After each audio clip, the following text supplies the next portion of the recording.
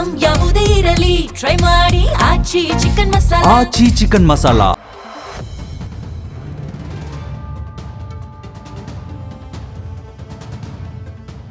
ಉಪವಾಸ ಸತ್ಯಾಗ್ರಹ ನಡೆಸ್ತಾ ಇರುವ ಸಾಮಾಜಿಕ ಹೋರಾಟಗಾರ ಸೋನಂ ವಾಂಗ್ಚುಕ್ ಅವರ ಜೀವ ರಕ್ಷಿಸಲು ಎಲ್ಲ ರೀತಿಯ ವೈದ್ಯಕೀಯ ಕ್ರಮಗಳನ್ನು ಕೈಗೊಳ್ಳಬೇಕು ಎಂದು ನ್ಯಾಯಾಲಯ ಆದೇಶಿಸಿದೆ. ಹೌದು, ದೇಶದ ಶಿಕ್ಷಣ ವ್ಯವಸ್ಥೆಯಲ್ಲಿನ ಭ್ರಷ್ಟಾಚಾರದ ವಿರುದ್ಧ ಮತ್ತು ನೀಟ್ ಪೇಪರ್ ಸೋರಿಕೆ ಪ್ರಕರಣದಲ್ಲಿ ಕೇಂದ್ರ ಶಿಕ್ಷಣ ಸಚಿವ ಧರ್ಮೇಂದ್ರ ಪ್ರಧಾನ್ ರಾಜೀನಾಮೆಗೆ ಆಗ್ರಹಿಸಿ ಕಾಕ್ರೋಚ್ ಜನತಾ ಪಾರ್ಟಿ ದೆಹಲಿಯ ಜಂತರ್ ಮಂತರ್ನಲ್ಲಿ ಪ್ರತಿಭಟನೆ ಆರಂಭಿಸಿ 25ಕ್ಕೂ ಹೆಚ್ಚು ದಿನಗಳಾಗಿದೆ. ಪ್ರಜಾಪ್ರಭುತ್ವದಲ್ಲಿ ಒಂದು ಸಮಾಜದ ಭವಿಷ್ಯವನ್ನು ನಿರ್ಧರಿಸುವ ಪ್ರಮುಖ ವ್ಯವಸ್ಥೆ ಶಿಕ್ಷಣ. ಶಿಕ್ಷಣದ ಹೃದಯವೇ ಪರೀಕ್ಷಾ ವ್ಯವಸ್ಥೆ. ಆ ವ್ಯವಸ್ಥೆಯ ಮೇಲಿನ ವಿಶ್ವಾಸ ಕುಸಿದರೆ ಕೇವಲ ವಿದ್ಯಾರ್ಥಿಗಳ ಭವಿಷ್ಯ ಅಲ್ಲ, ಇಡೀ ಸಮಾಜವೇ ಕುಸಿದು ಹೋಗುತ್ತೆ. ನ್ಯಾಯಬದ್ಧತೆ ಮತ್ತು ಸಮಾನ ಅವಕಾಶಗಳ ಕಲ್ಪನೆಯೇ ಪ್ರಶ್ನಾರ್ಥಕವಾಗುತ್ತೆ. ಆದ್ದರಿಂದ ಪರೀಕ್ಷಾ ಅಕ್ರಮಗಳು ಕೇವಲ ಆಡಳಿತಾತ್ಮಕ ದೋಷಗಳಲ್ಲ, ಅವು ಪ್ರಜಾಪ್ರಭುತ್ವದ ನೈತಿಕತೆಯ ಮೇಲಿನ ದಾಳಿಯೂ ಹೌದು. ಇದನ್ನರಿತ ಪರಿಸರ ಹೋರಾಟಗಾರ, ಸಾಮಾಜಿಕ ಕಾರ್ಯಕರ್ತ ಸೋನಂ ವಾಂಗ್ಚುಕ್ ಕಾಕ್ರೋಚ್ ಪಾರ್ಟಿಯ ಪ್ರತಿಭಟನೆಯನ್ನ ಬೆಂಬಲಿಸಿದ್ದಾರೆ. ಅಷ್ಟೇ ಅಲ್ಲ, ಅನಿರ್ದಿಷ್ಟಾವಧಿ ಉಪವಾಸ ಸತ್ಯಾಗ್ರಹ ಕೂತಿದ್ದಾರೆ.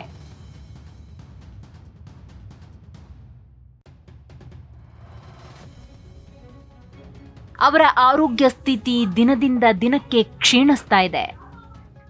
ನಾಸಿರುದ್ದೀನ್ ಶಾ, ಜೀನತ್ ಅಮಾನ್ರಂತಹ ಕೆಲವರು ಅವರ ಆರೋಗ್ಯದ ಕುರಿತು ಕಾಳಜಿ ವ್ಯಕ್ತಪಡಿಸಿ ನಿರಶನ ನಿಲ್ಲಿಸೋದಕ್ಕೆ ಕೇಳಿಕೊಳ್ತಿದ್ದಾರೆ. ಭಾರತದ ಸ್ವಾತಂತ್ರ್ಯ ಹೋರಾಟದ ಇತಿಹಾಸದಲ್ಲಿ ಉಪವಾಸ ಸತ್ಯಾಗ್ರಹ ಅನ್ನೋದು ಕೇವಲ ಪ್ರತಿಭಟನೆಯ ವಿಧಾನವಾಗಿರಲಿಲ್ಲ, ಅದು ಅಧಿಕಾರಸ್ಥರನ್ನ ಅಲ್ಲಾಡಿಸುವ ನೈತಿಕ ಅಸ್ತ್ರವಾಗಿತ್ತು. ಮಹಾತ್ಮ ಗಾಂಧಿಯಿಂದ ಹಿಡಿದು ಅನೇಕ ಸಾಮಾಜಿಕ ಹೋರಾಟಗಾರರು ಈ ಮಾರ್ಗವನ್ನ ಅನುಸರಿಸಿದ ಉದಾಹರಣೆಗಳಿವೆ.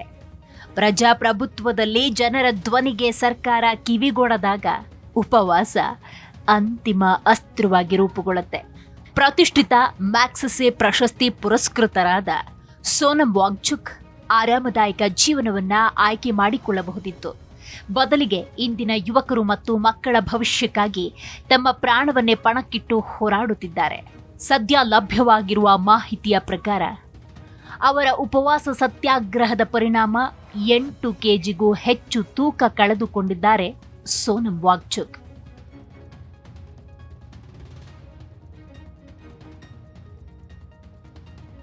ಇನ್ನು ಕಾಕ್ರೋಚ್ ಜನತಾ ಪಾರ್ಟಿಯಂತಹ ಸಂಘಟನೆ ಸೋನಂ ವಾಂಗ್ಚುಕ್, ಪ್ರಕಾಶ್ ರಾಜ್, ಬಿಕೆ ಹರಿಪ್ರಸಾದ್ರಂತಹ ಕೆಲವು ಗಣ್ಯರು ವಿದ್ಯಾರ್ಥಿಗಳ ಪರವಾಗಿಯೂ ನಿಂತಿದ್ದಾರೆ. ಆದರೆ ಸಮಸ್ಯೆ ಸರಿಪಡಿಸಬೇಕಾದ ಕೇಂದ್ರ ಸರ್ಕಾರ ನಿರ್ಲಕ್ಷ್ಯ ತೋರ್ತಾ ಇದೆ. ಪ್ರಜಾಪ್ರಭುತ್ವದಲ್ಲಿ ಯಾವುದೇ ರಾಜಕೀಯ ಪಕ್ಷ, ನಾಗರಿಕ ಸಂಘಟನೆ, ವಿದ್ಯಾರ್ಥಿ ಸಮೂಹ ಸಾರ್ವಜನಿಕ ಹಿತಾಸಕ್ತಿಯ ಪ್ರಶ್ನೆಗಳನ್ನು ಎತ್ತೋದು ಸಂವಿಧಾನಾತ್ಮಕ ಹಕ್ಕು. ಸಾರ್ವಜನಿಕ ಶಿಕ್ಷಣ, ಪರೀಕ್ಷಾ ವ್ಯವಸ್ಥೆ, ಯುವಜನರ ಭವಿಷ್ಯಕ್ಕೆ ಸಂಬಂಧಪಟ್ಟ ವಿಷಯಗಳಲ್ಲಿ ಸರ್ಕಾರ ಪಾರದರ್ಶಕವಾಗಿ ಮತ್ತು ತ್ವರಿತವಾಗಿ ಪ್ರತಿಕ್ರಿಯಿಸುವುದು ಉತ್ತಮ ಆಡಳಿತದ ಲಕ್ಷಣ. ಪ್ರತಿಭಟನೆ ನಡೆಸ್ತಾ ಇರುವ ಸಂಘಟನೆ ಅದ್ಯಾವುದೇ ಆಗಿರಲಿ, ಅದನ್ನು ಬೆಂಬಲಿಸುವ ವ್ಯಕ್ತಿಗಳು ಯಾವುದೇ ಸಿದ್ಧಾಂತಕ್ಕೆ ಸಿಲುಕಿಕೊಂಡಿರಲಿ, ಆದರೆ ಅವರು ಎತ್ತುವ ಪ್ರಶ್ನೆಗಳು ಬಹಳ ಮುಖ್ಯ ಆಗತ್ತೆ. ಆ ಪ್ರಶ್ನೆಗಳು ಸಾರ್ವಜನಿಕ ಹಿತಾಸಕ್ತಿಗೆ ಸಂಬಂಧಿಸಿದ್ದೇ ಆಗಿದ್ರೆ ಸರ್ಕಾರ ಸಂವಾದ ನಡೆಸೋದು, ನಿಲುವು ಸ್ಪಷ್ಟಪಡಿಸುವುದು, ಅಗತ್ಯ ಇದ್ದಲ್ಲಿ ತನಿಖೆ ನಡೆಸಿ ಸುಧಾರಣಾ ಕ್ರಮಗಳನ್ನು ಕೈಗೊಳ್ಳುವುದು ಸರ್ಕಾರದ ಬದ್ಧತೆ ಮತ್ತು ಕರ್ತವ್ಯ. ಕಳೆದ ಕೆಲವು ವರ್ಷಗಳಿಂದ ದೇಶದ ವಿವಿಧ ಭಾಗಗಳಲ್ಲಿ ಪ್ರಶ್ನೆ ಪತ್ರಿಕೆ ಸೋರಿಕೆ, ನೇಮಕಾತಿ ಪರೀಕ್ಷೆಗಳಲ್ಲಿನ ಅಕ್ರಮಗಳು, ಪರೀಕ್ಷೆಗಳ ರದ್ದತಿ, ಮರುಪರೀಕ್ಷೆಗಳಂತಹ ಘಟನೆಗಳು ಮರುಕಳಿಸ್ತಾನೇ ಇದೆ. ವರ್ಷಗಟ್ಟಲೆ ಶ್ರಮ ಹಾಕಿದ ಅಭ್ಯರ್ಥಿಗಳ ಅಪೂರ್ವ ಸಮಯ, ಹಣ ಮತ್ತು ಮಾನಸಿಕ ಆರೋಗ್ಯ ಹಾಳಾಗ್ತಾ ಇದೆ. ಗ್ರಾಮೀಣ ಮತ್ತು ಆರ್ಥಿಕವಾಗಿ ಹಿಂದುಳಿದ ಹಿನ್ನೆಲೆಯ ವಿದ್ಯಾರ್ಥಿಗಳ ಮೇಲೆ ಇದು ನೇರ ಪರಿಣಾಮ ಬೀರ್ತಾ ಇದೆ.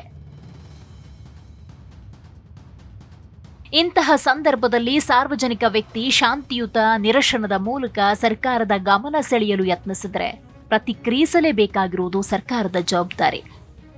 ಆದರೆ ಆ ಪ್ರತಿಕ್ರಿಯೆ ಸರ್ಕಾರದಿಂದ ಲಭ್ಯವಾಗ್ತಿಲ್ಲ. ಒಂದು ರಾಷ್ಟ್ರದ ನಿಜವಾದ ಶಕ್ತಿ ಯುವ ಜನರಿಗೆ ನ್ಯಾಯಯುತ ಅವಕಾಶಗಳನ್ನು ಒದಗಿಸುವ ಶಿಕ್ಷಣ ಮತ್ತು ಪರೀಕ್ಷಾ ವ್ಯವಸ್ಥೆಯಲ್ಲಿ ಪಾರದರ್ಶಕತೆ, ಆ ವ್ಯವಸ್ಥೆಯನ್ನ ಕಾಪಾಡುವುದು ಸರ್ಕಾರ, ಶಿಕ್ಷಣ ಸಂಸ್ಥೆಗಳು, ಸಮಾಜದ ಸಮಾನ ಜವಾಬ್ದಾರಿಯಾಗಿದೆ. ಆದರೆ ಆ ಸಾಮಾಜಿಕ ಜವಾಬ್ದಾರಿಗಳನ್ನ ಪ್ರಶ್ನೆ ಮಾಡಲು ಹೋರಾಟವೇ ಏಕೈಕ ಮಾರ್ಗವಾಗಿರುವುದು ವಿಪರ್ಯಾಸ.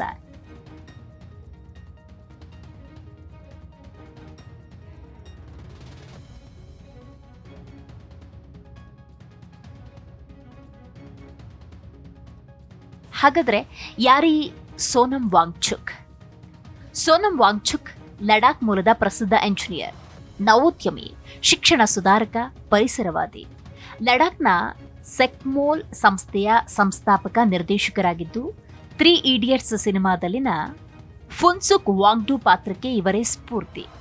ಲಡಾಖ್ನಲ್ಲಿ ಶಾಲಾ ಶಿಕ್ಷಣ ವ್ಯವಸ್ಥೆಯಲ್ಲಿ ಕ್ರಾಂತಿಕಾರಿ ಬದಲಾವಣೆಗಳನ್ನು ತಂದ ಖ್ಯಾತಿ ಇವರದ್ದು. ಪರೀಕ್ಷೆಗಳಲ್ಲಿ ಅನುತ್ತೀರ್ಣರಾದ ವಿದ್ಯಾರ್ಥಿಗಳಿಗೆಂದೇ ವಿಶೇಷ ಮತ್ತು ವಿನೂತನ ಸೆಕ್ಮೋಲ್ ಪರ್ಯಾಯ ಶಾಲೆಯನ್ನು ಇವರು ಸ್ಥಾಪಿಸಿದ್ದಾರೆ. ಇನ್ನು ಹವಾಮಾನ ವೈಪರೀತ್ಯ ಮತ್ತು ನೀರಿನ ಸಮಸ್ಯೆಗೆ ಪರಿಹಾರವಾಗಿ ಚಳಿಗಾಲದಲ್ಲಿ ಹರಿಯುವ ನೀರನ್ನ ಶಂಕು ಆಕಾರದ ಬೃಹತ್ ಮಂಜುಗಡ್ಡೆಗಳನ್ನಾಗಿ ಸಂಗ್ರಹಿಸಿ ಬೇಸಿಗೆಯಲ್ಲಿ ಕೃಷಿಗೆ ಬಳಸಿಕೊಳ್ಳುವ ವಿನೂತನ ಐಸ್ ಸ್ತೂಪ ತಂತ್ರಜ್ಞಾನವನ್ನ ಆವಿಷ್ಕರಿಸಿದ ಖ್ಯಾತಿ ಇವರದ್ದು.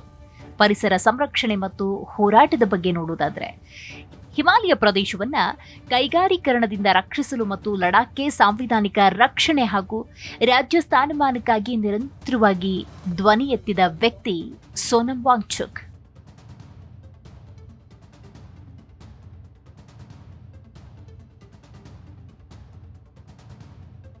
ಇನ್ನು ಇವರ ಸಾಮಾಜಿಕ ಕಳಕಳಿ ಬಗ್ಗೆ ನೋಡೋದಾದ್ರೆ, ಶಿಕ್ಷಣ ವ್ಯವಸ್ಥೆಯಲ್ಲಿನ ಲೋಪದೋಷಗಳ ವಿರುದ್ಧ ಹೋರಾಟ ಹಾಗೂ ವಿವಿಧ ಸಾಮಾಜಿಕ ಮತ್ತು ವಿದ್ಯಾರ್ಥಿಪರ ಸಮಸ್ಯೆಗಳಿಗಾಗಿ ದೆಹಲಿಯಲ್ಲಿ ಅಮರಣಾಂತ ಉಪವಾಸ ಸತ್ಯಾಗ್ರಹವನ್ನ ನಡೆಸಿ ತಮ್ಮ ಜೀವವನ್ನೇ ವಿದ್ಯಾರ್ಥಿಗಳಿಗಾಗಿ ಮುಡುಪಾಗಿಟ್ಟಿದ್ದಾರೆ.